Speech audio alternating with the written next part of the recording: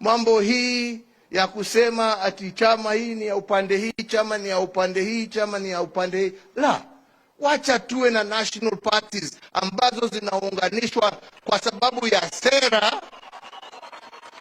lakini sio kwa sababu ya pahali ambapo zimetoka.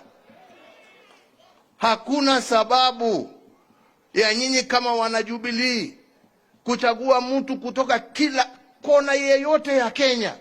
Haja ni nyinyi mjue ya kwamba huyo mmechagua ni mtu ambaye atajitolea kutendea Wakenya wote pahali popote walipo kwa haki, bila kupora na bila kutenga mtu yeyote. That is the only thing that is important.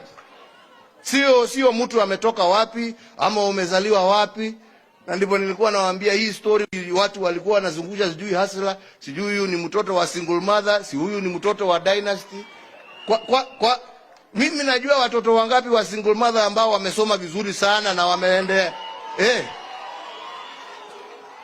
Lakini kusema ati wewe adhabu wewe umezaliwa na single mother, hiyo ndio qualification yako ya kuchaguliwa. Hapana, njoo uambie Wakenya ni nini utawafanyia. Pahali popote umezaliwa, haja ni nini unawafanyia. Anyway, hapana.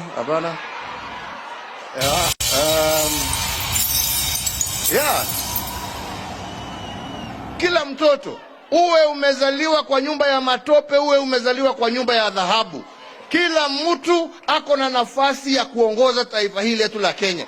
Haja ni apatiwe nafasi, na tunataka sisi iwe chama chetu cha Jubilee ndicho kitapatia Wakenya wote bila kubagua nafasi ya uongozi katika taifa letu la Kenya. Na hiyo ndio lengo letu, na hiyo ndio nimesema, na nitahakikisha mimi nimesimamia hiyo process mpaka mwisho. Na ndio zile shida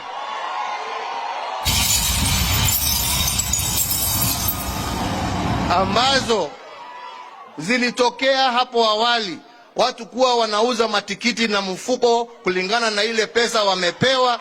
Hiyo system imeisha, transparency itakuweko in all the processes that we shall follow. Na mtu kama ni kiti unataka, wenye viti ni hawa.